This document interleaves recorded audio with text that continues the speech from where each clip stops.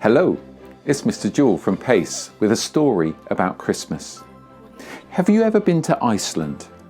Now when I say that, I don't mean the supermarket shop where you can buy all sorts of frozen festive food, tasty treats and delicious desserts.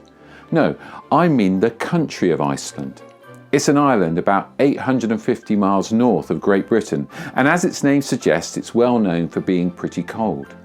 But it's also famous for other things like spectacular volcanoes, Viking warriors, and its people love to eat fish. But they also really like something else. They love books. So much so that every year on Christmas Eve they do something special. They celebrate something called Jólabokkaflóð. Every year people give each other a book on Christmas Eve, and that night they curl up with a cup of cocoa or hot chocolate to read their brand new book and wait for Christmas to arrive. It's such a brilliant idea, we've started doing the same in our family.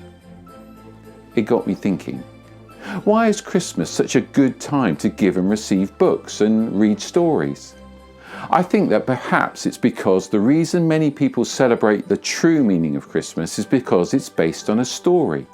Some would say the greatest story ever told, a story that's found in the best-selling book of all time. No, not Harry Potter, but the Bible. I mean the story of the birth of Jesus.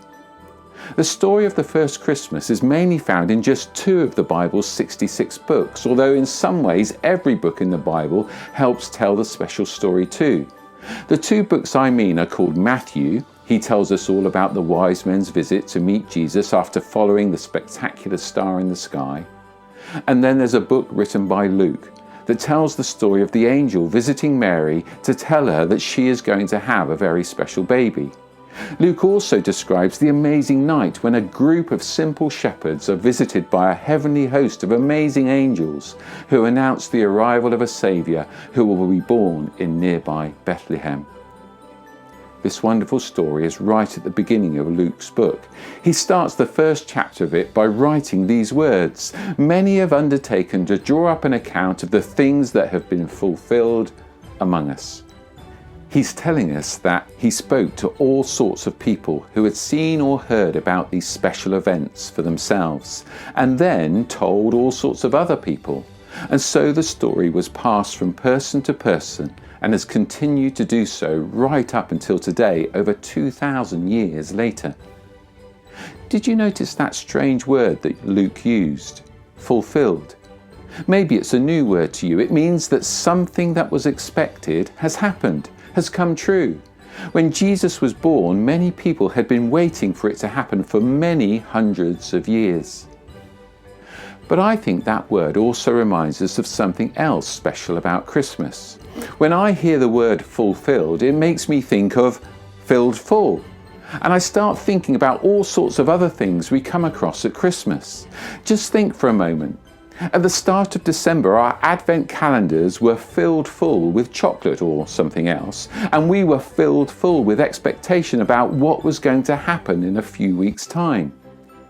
Maybe someone in your house has been doing some baking ready for Christmas.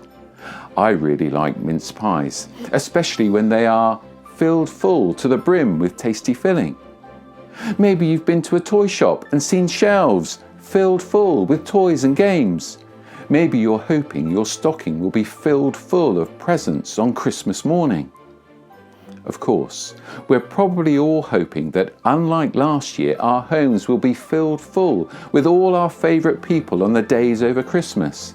And not only with people, but also filled full with lovely smells like sausage rolls or cinnamon sticks, special sounds like jingle bells and Christmas carols, and sparkling sights like tree lights twinkling. And maybe you're already looking forward to that feeling just after Christmas lunch, when, yes, you've guessed it, our tummies are nicely filled full. But hold on a moment. I've filled full the last few minutes of this video with all sorts of things that aren't really what Christmas was originally all about. Let's quickly look back at Luke's book for a moment as we finish. When the angel told Mary that she was going to have such a special baby, at first she was filled full with worry and wonder. How could this be, she said. Who could this be? The angel told Mary she had found favour with God, and the baby boy would be called Jesus.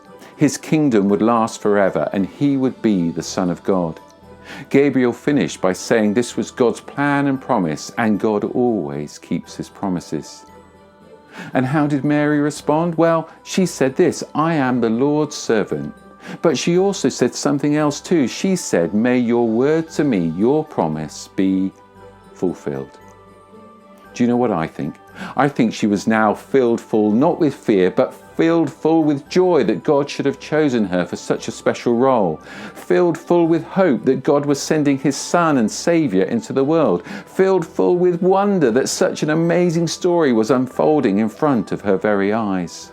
A story that would still be told thousands of years later, perhaps on Christmas Eve, maybe in Iceland, maybe in your home or school, even on videos, just like this one. Let's finish with a prayer. Join with me or sit quietly if you'd prefer. Thank you, God, for Christmas time. May each of ours be filled with joy and excitement and things that remind us of the wonderful story of the birth of Jesus that is still told all over the world today. Amen.